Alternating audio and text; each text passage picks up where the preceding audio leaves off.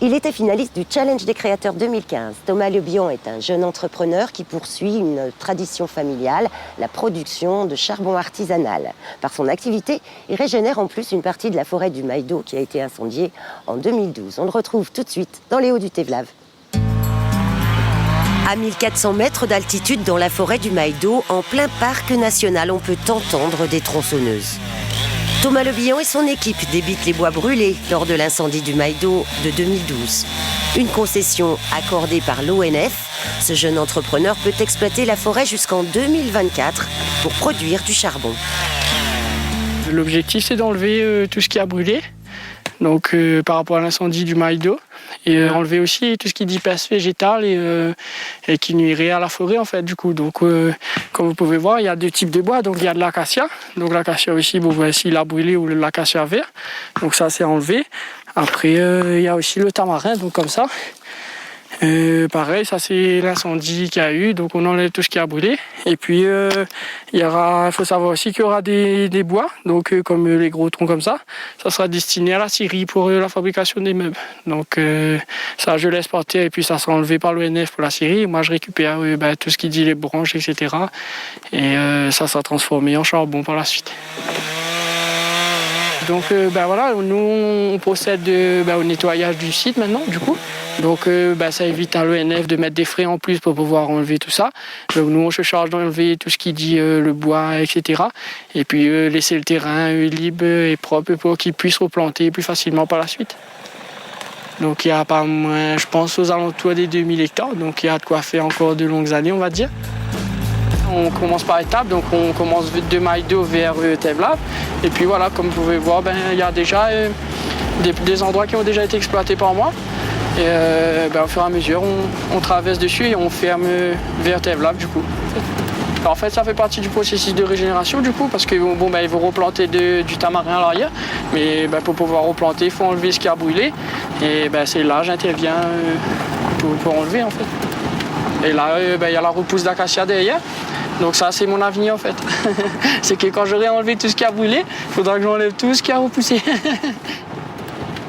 Depuis petit, j'étais en forêt pendant les vacances, etc. pour pouvoir aider mes oncles et puis mes parents à fabriquer du charbon. Donc j'ai grandi dedans.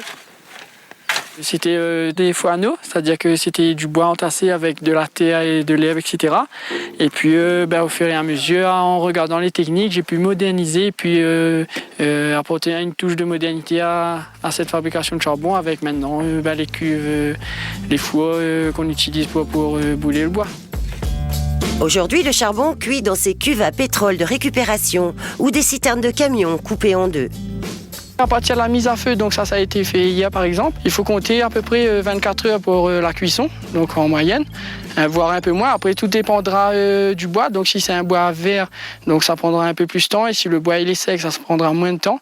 Mais il faudra compter une fourchette entre 20 et 24 heures de cuisson.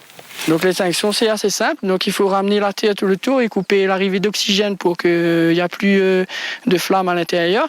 Et puis on va refermer le couvercle aussi en haut, la cheminée. Et donc après il faudra attendre 12 à 13 heures pour que ça refroidisse et ça pourra être ramassé par la suite. Donc voilà au niveau de la cuisson. Une cuve comme celle-là, donc elle peut produire, si on va sur des sacs de 20 litres ou de format à peu près 5 kg, donc on peut en sortir une centaine. Donc là, et puis par semaine, j'en passe comme ça, j'en fais à peu près 10 cuves. Donc on est à peu près dans les 1000 sacs semaine à peu près. Cela fait à peine 2 ans que Thomas Lebihan a créé son entreprise. Il avait alors 22 ans et peu de moyens.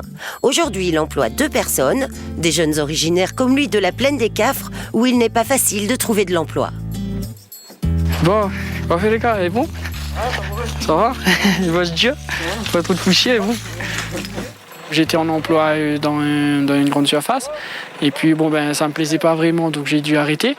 Et ensuite suite à ça j'ai fait quelques recherches et puis je suis tombé sur l'ADIE qui ont bien voulu m'aider à monter un dossier pour pouvoir être financé pour démarrer l'entreprise. Et avec ça quelques petites subventions se sont greffées à ça. Du coup ça a permis de rassembler un capital du moins pour pouvoir démarrer, avoir le matériel de base, c'est-à-dire le 4x4, les tronçonneuses et les fours. Et après, au fur et à mesure, voilà, j'ai pu ouvrir. Et j'ai fait ma clientèle, une petite clientèle, et puis ça s'est développé au fur et à mesure.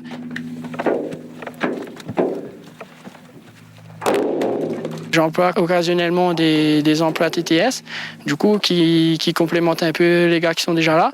Et donc voilà, c'est aléatoire. Des fois, je peux me retrouver à 6 ou 7, des fois à 3, des fois à 2 aussi. Donc ça dépend. Après, en fonction des ventes, de la production, etc.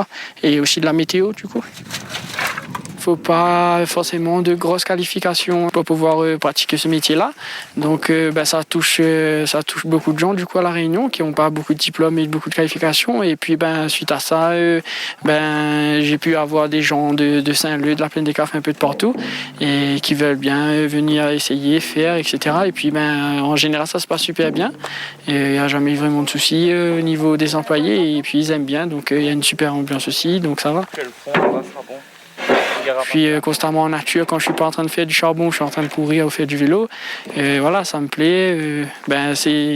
Mon bureau, on va dire, c'est mon terrain de jeu aussi en même temps.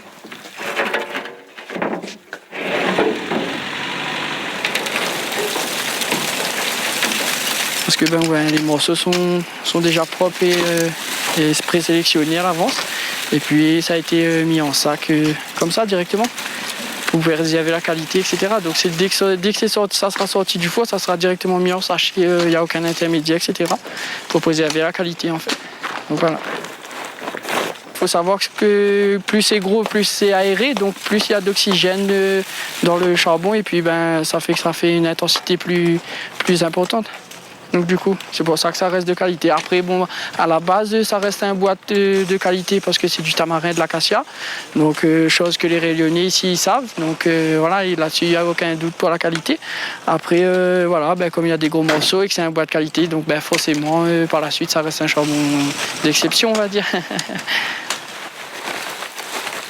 En fait, j'avais comme idée, j'ai toujours du moins, comme idée de faire une filière charbon parce qu'en fait, on se retrouve à plusieurs petits producteurs et on a beaucoup de difficultés individuellement, chaque entreprise à fournir la clientèle, d'où notamment la grande distribution et les grandes surfaces.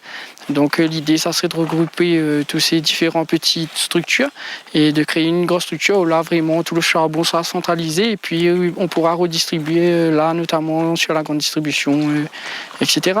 Donc l'idée de vouloir faire une filière.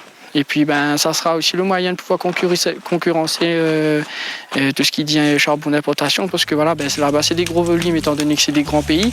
Et puis mettre en avant la production locale et puis voilà.